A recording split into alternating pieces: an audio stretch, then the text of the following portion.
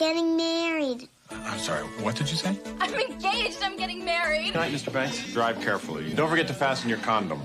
Dad! When people talk about heartfelt family comedies that defined the early 1990s, Father of the Bride from 1991 almost always enters the conversation. Directed by Charles Shire and headlined by Steve Martin and Diane Keaton, the film takes a simple premise, a daughter announcing her engagement, and transforms it into an emotional roller coaster filled with humor, anxiety, tenderness, and the bittersweet realization that children eventually grow up. What makes the film resonate decades later is not just its comedic timing, but its deeply relatable portrayal of a father struggling to accept that his little girl is no longer a child. At the center of the story is George Banks, played with signature nervous energy and heartfelt vulnerability by Steve Martin. George is not a villain, not unreasonable, not cruel. He's simply a father who isn't ready. From the moment Annie, portrayed by Kimberly Williams Paisley, returns home from studying abroad and drops the life-altering news that she's engaged, George's carefully structured world begins to unravel. For him, Annie is still the little girl in pigtails who needed help with homework and big-time stories. The announcement doesn't just signal a wedding, it signals change, independence, and the inevitable shift in family dynamics that he has quietly feared. Diane Keaton's Nina offers a perfect counterbalance to George's spiraling anxiety. Nina embraces the news with warmth and excitement, seeing it as a natural progression in their daughter's life. Keaton plays Nina with grounded calmness, radiating understanding and patience as she navigates both her daughter's joy and her husband's panic. The dynamic between George and Nina becomes one of the emotional anchors of the film. Their marriage is portrayed as stable and loving, even when they disagree, and that authenticity adds emotional depth to what could have easily been just another broad comedy. The fiancé, though not the main focus, serves as the catalyst for George's internal conflict. Meeting the in-laws and confronting the reality that another family is now part of Annie's life pushes George further into discomfort. His reactions, awkward, defensive, occasionally absurd, are played for laughs, but beneath the comedy is a very real sense of displacement. For George, this wedding feels less like a celebration and more like a gradual erasure of his role as the central man in his daughter's life. One of the film's most memorable elements arise in the form of the flamboyant wedding consultant, Franck Eggelhoffer, portrayed with theatrical brilliance by Martin Short. Franck is extravagant, dramatic, and unapologetically over the top. His accent, gestures, and complete immersion in wedding pageantry create some of the film's biggest comedic highlights. He represents everything George finds overwhelming about the modern wedding industry: opulence, excess, and expenses that spiral beyond comprehension. Each interaction between George and Franck feels like a collision between practicality and spectacle, restraint and expanse. The wedding preparations quickly become a source of escalating chaos. What begins as a family celebration evolves into a logistical and financial whirlwind. George's reactions to mounting costs and elaborate plans tap into a universal parental anxiety, the fear of losing control. There's a running undercurrent of disbelief in his performance. How can something as simple as a wedding balloon into something so financially and emotionally enormous?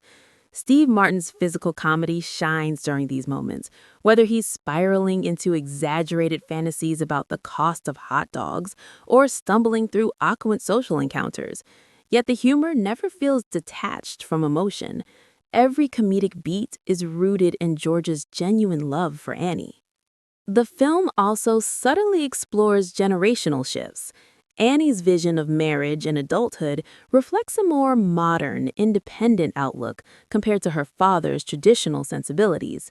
She's confident, decisive, and certain about her future. The tension between her assurance and George's hesitation illustrates the timeless conflict between parents who remember their children as fragile and children who are ready to step into adulthood. Kimberly Williams Paisley brings sincerity to Annie, portraying her as loving but firm. She understands her father's emotions but refuses to compromise her happiness for his comfort. Even the supporting characters add texture to the narrative.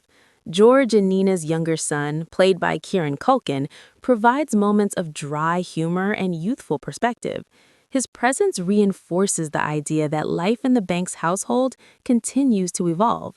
The family dynamic feels lived in and authentic, which makes the emotional transitions more impactful. Visually and tonally, the film leans into warmth. The suburban home, decorated with classic charm, becomes almost a character itself, a symbol of stability and memory. As wedding preparations invade that space with planners, samples, and strangers, the house mirrors George's inner turmoil. His safe, familiar world is being rearranged piece by piece. Yet the cinematography and overall atmosphere maintain a cozy aesthetic, ensuring that the story remains comforting rather than chaotic. What elevates Father of the Bride beyond situational comedy is its emotional climax.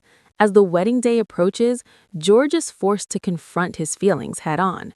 There's a quiet poignancy in watching him walk through empty rooms, reflecting on Annie's childhood. These introspective moments slow the pace just enough to allow the audience to feel the weight of his realization. The film doesn't mock his vulnerability, it honors it. Parenthood, it suggests, is a series of goodbyes disguised as milestones. The wedding ceremony itself serves as both resolution and transformation. In letting go, George finds a new understanding of his role. He's not losing a daughter, he's witnessing her growth. The emotional payoff is subtle but powerful. Steve Martin shifts from frantic energy to quiet acceptance, showing the evolution of George's character without overstatement. Diane Keaton's presence throughout these moments reinforces the message that love adapts. Marriage doesn't end the parent-child bond, it reshapes it. As a remake of the classic 1950 film that once starred Spencer Tracy, this 1991 adaptation stands confidently on its own. It updates the premise for a contemporary audience while retaining the timeless core of father's struggle to let go. The screenplay, co-written and directed by Charles Shire, carefully balances homage and modernization.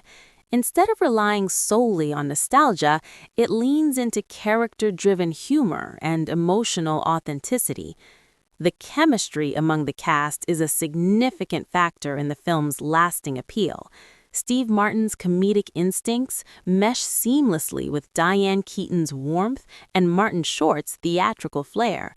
Each actor occupies a distinct tonal space, yet the performances never clash.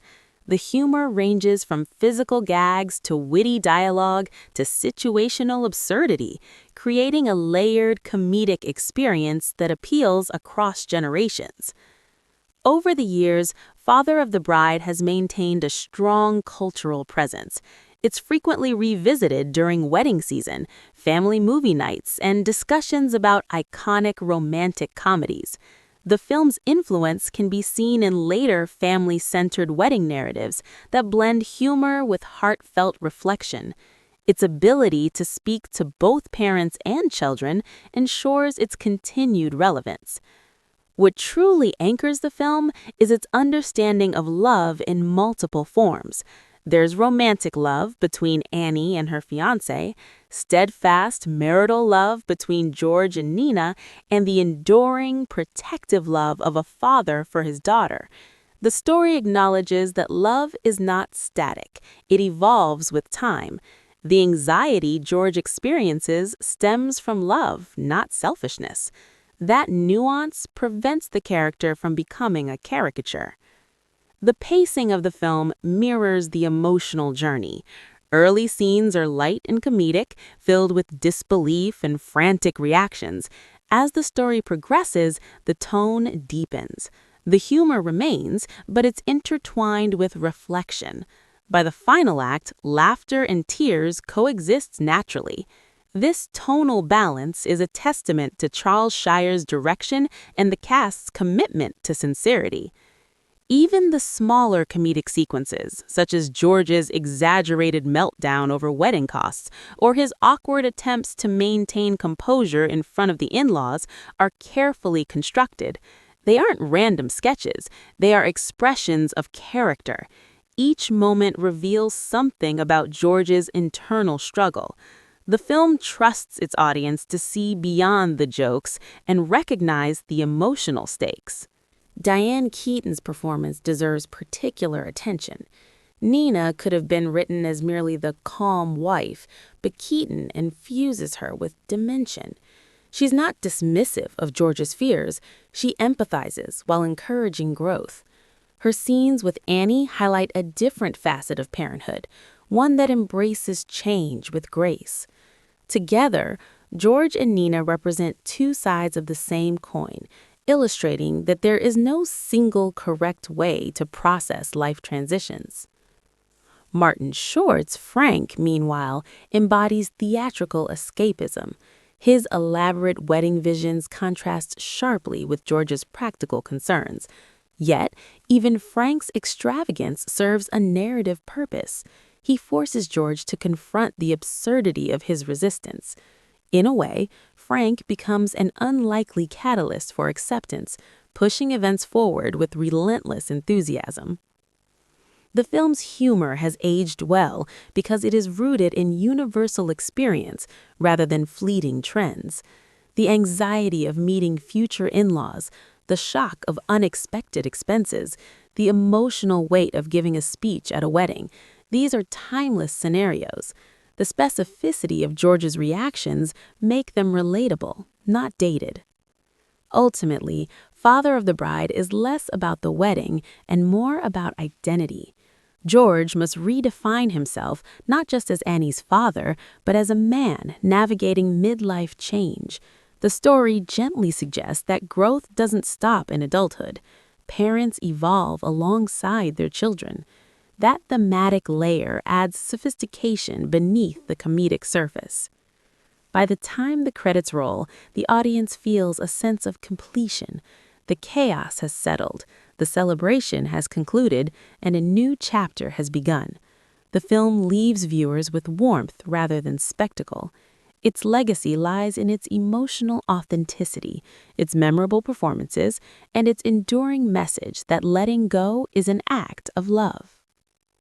More than 30 decades after its release, the 1991 Father of the Bride continues to resonate. It captures a universal milestone through humor and heart, reminding us that family stories, when told with sincerity and craft, never truly go out of style.